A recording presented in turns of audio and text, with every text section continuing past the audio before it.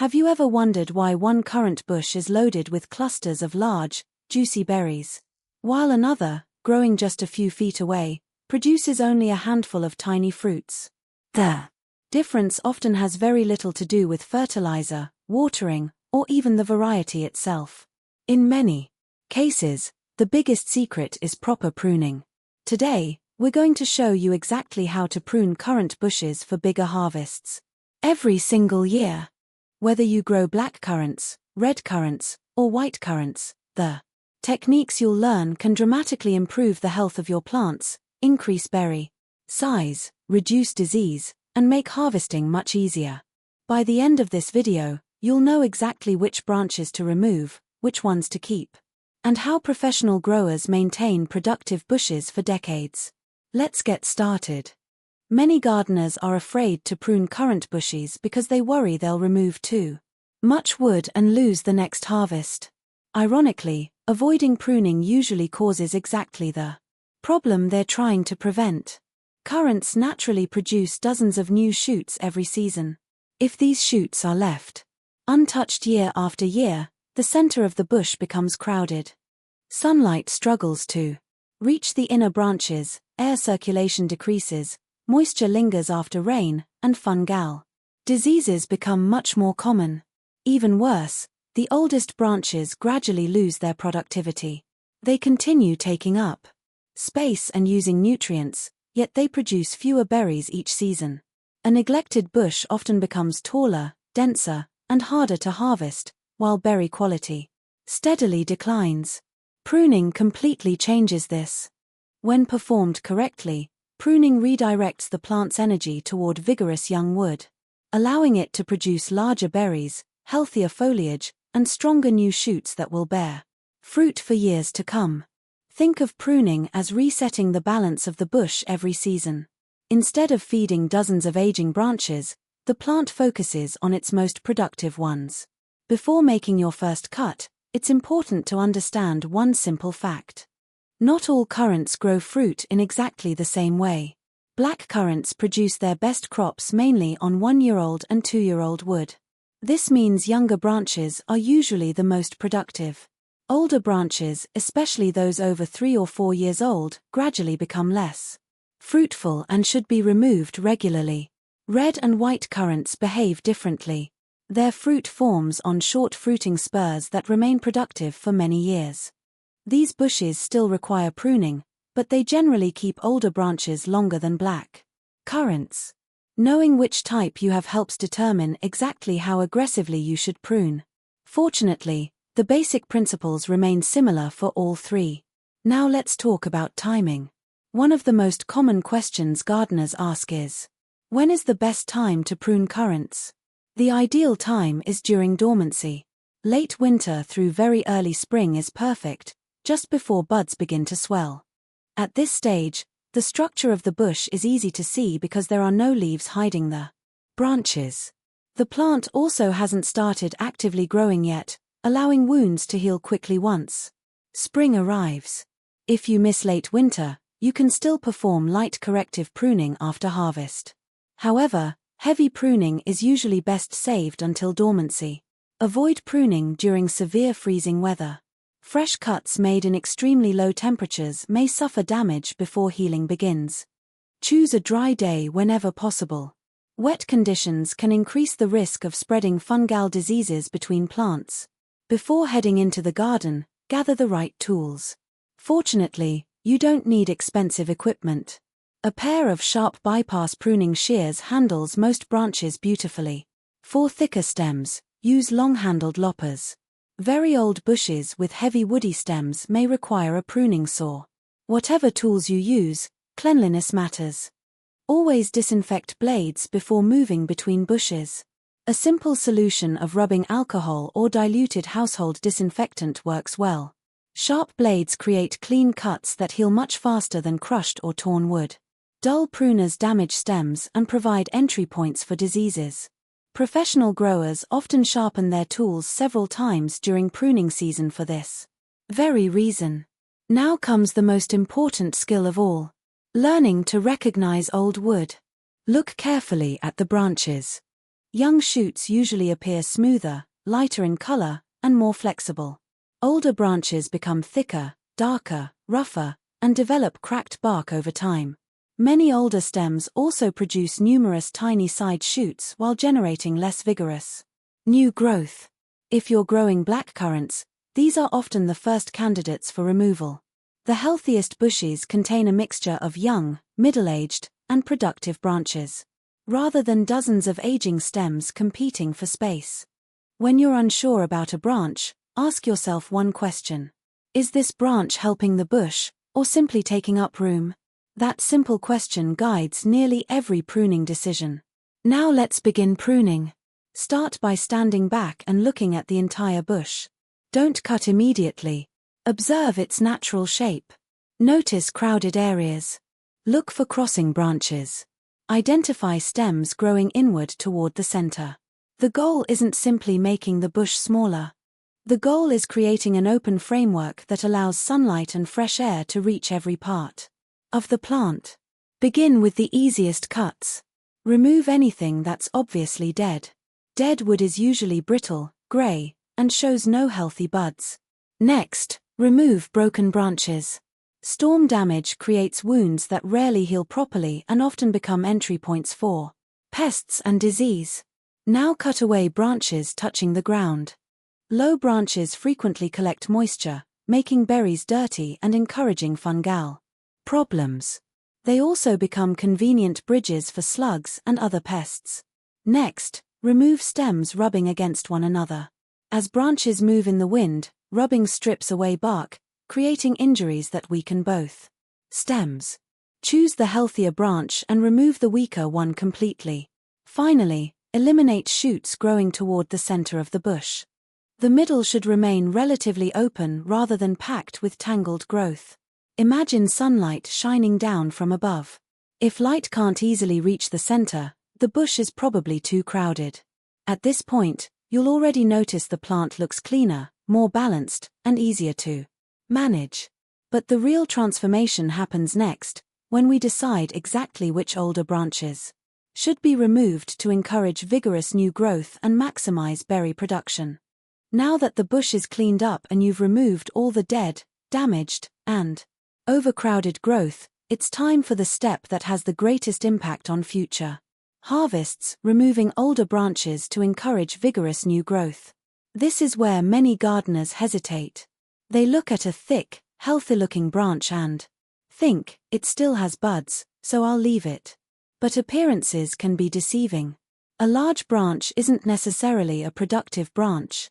In fact, some of the oldest stems consume a significant amount of the plant's energy while producing fewer and smaller berries every year. By removing them, you're not weakening the bush, you're giving it the opportunity to renew itself. Pruning blackcurrants. Let's begin with blackcurrants because they require the most regular renewal. Remember, blackcurrants produce their best fruit on 1- and 2-year-old wood. As branches age beyond 3 or 4 years, their productivity declines noticeably. Start by identifying the oldest stems. These are usually the darkest, thickest branches with rough, flaky bark. They often have many small side shoots but very little strong new growth. Cut these branches as close to the ground as possible without leaving long stubs. Stubs eventually die back and can become an entry point for disease or pests. Aim to remove about 1/3 of the oldest stems each year. This gradual renewal keeps the bush productive without sacrificing an entire season's crop. After removing the oldest wood, step back and look at the remaining structure. Ideally, the bush should contain a balanced mix of strong 1-year-old shoots, healthy 2-year-old branches, a few vigorous 3-year-old stems. This age diversity ensures a consistent harvest every season. Pruning red and white currants. Red and white currants grow differently. Unlike black currants, they bear fruit on short fruiting spurs that remain productive for several years. That means older branches often continue producing excellent crops. Instead of removing older wood aggressively, focus on maintaining an open structure. Only remove branches that are weak, diseased, crossing other stems. excessively old and no longer producing vigorous side shoots. Preserve healthy fruiting spurs whenever possible. One common mistake is shortening every branch. On red and white currants, unnecessary. Shortening often removes fruiting wood and reduces next year's harvest. Instead, thin the bush rather than heavily shortening it. Keep the center open. As you continue pruning, remember one important principle. Imagine a bird flying through the center of the bush. If that seems impossible because of tangled branches, it's still too crowded. An open center allows sunlight to reach developing fruit clusters. Sunlight improves berry color, sweetness, and overall quality. Better airflow also helps leaves dry faster after rain, reducing fungal diseases such as powdery mildew and leaf spot. Professional fruit growers often say they're pruning for sunlight just as much as they are pruning for fruit. Managing new shoots. Every spring, currants produce fresh shoots from the base. These are the future of your bush. Choose several of the strongest, healthiest shoots to become replacement branches. Look for shoots that are upright, thick, well-spaced, free of damage. Remove weak, thin, or crowded shoots before they waste the plant's energy. Keeping only the best replacements results in a stronger, more balanced bush over time. How much should you remove? This is another question gardeners frequently ask. As a general rule, avoid removing more than 1/3 of the bush during a normal annual pruning. Removing too little leaves the plant overcrowded. Removing too much encourages excessive leafy growth at the expense of fruit. The goal is steady renewal, not drastic change. Think of pruning as a yearly maintenance routine rather than an occasional rescue operation. Rejuvenating an old neglected bush. What if your currant bush hasn't been pruned in years?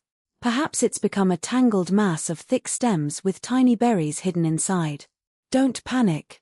Most currants respond remarkably well to renovation pruning. Begin by removing dead branches, broken stems, diseased wood, branches lying on the ground. Then remove several of the oldest stems at ground level. Don't try to fix everything in 1 year. If the bush is extremely overgrown, spread renovation over 2 or even 3 seasons. This gradual approach reduces stress while encouraging vigorous replacement shoots. Within a couple of years, many neglected bushes become surprisingly productive again. Common mistakes that reduce harvests. Let's look at some mistakes that can cost you berries. Mistake number 1, leaving every old branch because it still looks alive. Remember, old doesn't always mean productive. Mistake number 2, cutting every branch to the same height. Currants don't need to resemble trimmed hedges. Natural structure is far more productive. Mistake number 3, leaving long stubs. Always cut cleanly near the branch's point of origin. Mistake number 4, ignoring diseased wood. Any branch showing signs of serious disease should be removed immediately and disposed of. Don't compost infected material. Mistake number 5, never disinfecting pruning tools. Dirty blades can spread disease from one plant to another in just a few cuts. Watch the bush every year. One secret shared by experienced gardeners is simple observation. Spend a few minutes looking at each bush every season. Notice which branches produced the heaviest fruit. Identify which stems seem weak or unproductive. Small annual adjustments are much easier than major renovations after years of neglect. A well-maintained currant bush almost seems to prune itself because each year's decisions become obvious. Instead of facing an overwhelming tangle, you'll simply remove a few older stems, select the best new shoots, and enjoy another productive season. At this stage, your currant bush should have a balanced framework with healthy young branches ready to produce heavy crops. But pruning alone isn't enough to achieve maximum harvests. What you do immediately afterward, watering, feeding, mulching, and caring for the bush throughout the growing season, can make the difference between a good crop and an exceptional one. Now that your currant bush has been properly pruned, you might think the hard work is over. In reality, pruning is only the beginning. What you do during the days and weeks afterward determines how quickly the plant recovers and how many berries it produces next season. Professional fruit growers know that pruning and aftercare go hand in hand. A perfectly pruned bush that receives poor care will never reach its full potential. On the other hand, a well-fed and properly maintained bush responds with vigorous new shoots, healthier leaves, and larger, sweeter berries. Let's look at exactly what to do after pruning. Step 1. Clean up around the bush. Don't leave the removed branches lying on the ground. Collect every cut branch, fallen leaf, and old fruit left beneath the plant. Dead wood can shelter insects, fungal spores, and disease organisms through the winter. If any branches showed signs of disease such as unusual spots, cankers, mold, or severe dieback, dispose of them with household yard waste according to local recommendations. Avoid adding infected material to your compost pile unless you're confident your compost reaches temperatures high enough to destroy plant pathogens. A clean growing area gives your currant bush a much healthier start to the season. Step 2. Feed the bush. After pruning, currants benefit from a steady supply of nutrients to support new growth. In early spring, apply a balanced fertilizer according to the product label or enrich the soil with well-rotted compost around the drip line of the bush. Organic matter improves soil structure, encourages beneficial microorganisms, and slowly releases nutrients over time. Avoid applying excessive nitrogen. While nitrogen encourages lush green growth, too much can produce long, soft shoots with fewer berries. Balanced nutrition creates sturdy branches capable of supporting heavy fruit clusters. Step 3. Mulch properly. Mulching is one of the simplest ways to improve currant production. Spread a layer of organic mulch about 2 to 4 inches thick around the base of the bush. Suitable materials include compost, shredded leaves, straw, wood chips, well-rotted bark. Keep the mulch a few inches away from the main stems. Piling mulch directly against the base traps moisture and may encourage rot. A good mulch layer helps retain soil moisture, suppress weeds, moderate soil temperatures, and gradually improve soil quality as it decomposes. Step 4. Water consistently. Currants appreciate evenly moist soil, especially during spring growth, flowering, fruit development, hot summer weather. Deep watering is far better than frequent light watering. Allow moisture to soak well into the root zone. Shallow watering encourages shallow roots, making plants more vulnerable during dry periods. During extended drought, mature bushes may require supplemental watering every week, depending on soil type and rainfall. Watch for new growth. Within weeks of spring arriving, you'll notice vigorous new shoots emerging. These are exciting because they're the future fruit-producing branches. Don't rush to remove them. Instead, observe which shoots become strongest. If too many vigorous shoots appear together, thin out the weakest later in the season so energy concentrates on the healthiest stems. Strong replacement shoots are the foundation of productive bushes for years to come. Keep an eye on pests and diseases. Healthy, open bushes naturally experience fewer problems, but regular inspection is still important. Look underneath leaves and around new growth for common pests such as aphids or currant sawfly larvae. Also watch for symptoms of fungal diseases, including powdery mildew or leaf spots. Early detection makes management much easier than waiting until problems become widespread. Remove heavily infected leaves or shoots promptly, and avoid overhead watering late in the day, which can leave foliage damp for long periods. A simple yearly maintenance calendar. One reason experienced gardeners consistently harvest large crops is that they follow the same basic routine every year. Here's an easy schedule to remember. Late winter or early spring. Perform annual pruning. Remove old wood. Shape the bush. Clean the area. Early spring. Apply compost or fertilizer. Refresh mulch. Check irrigation. Late spring. Watch flowering. Monitor for pests. Remove weak new shoots if necessary. Summer. Water during dry spells. Harvest berries regularly. Inspect for disease. After harvest, remove damaged or broken branches if needed. Continue watering during prolonged drought. Observe which branches were most productive. Autumn. Remove fallen diseased leaves. Add compost if needed. Prepare the bush for winter.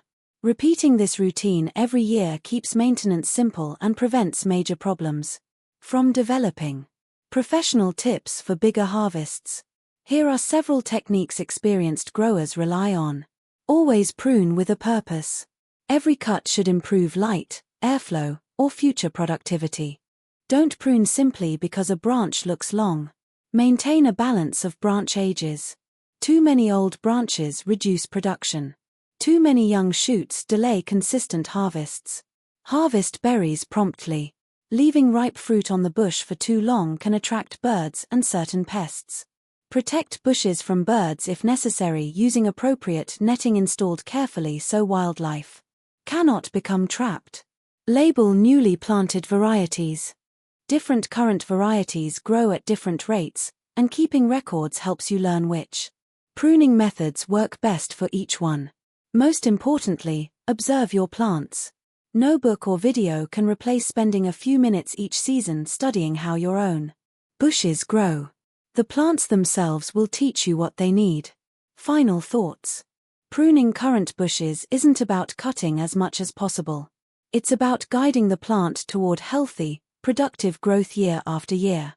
By removing old, unproductive wood, opening the center to sunlight, encouraging strong replacement shoots, and following a simple annual care routine, you'll create bushes that reward you with abundant harvests for many seasons. Even if your currants have been neglected for years, don't be discouraged. Most bushes respond remarkably well to careful, gradual pruning and proper care. Start this season. Take your time. Make thoughtful cuts. And next summer, when your branches are bending under the weight of beautiful clusters of sweet, flavorful berries, you'll be glad you did. If you found this guide helpful, don't forget to like the video, subscribe to the channel, and turn on notifications so you never miss our next gardening guide. Thanks for watching, and happy gardening.